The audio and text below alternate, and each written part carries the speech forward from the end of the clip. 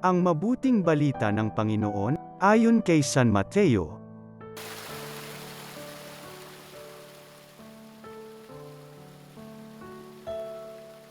Noong panahong iyon, sa paglalakad ni Jesus sa tabi ng lawa ng Galilea, nakita niya ang dalawang mangingisda, si Simon na tinatawag na Pedro, at ang kapatid niyang si Andres.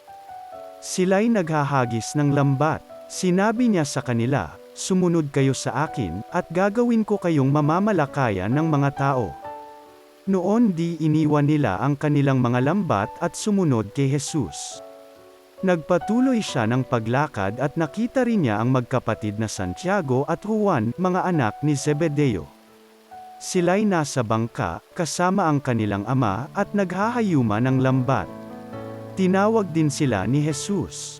Agad nilang iniwan ang bangka at ang kanilang ama, at sumunod kay Jesus.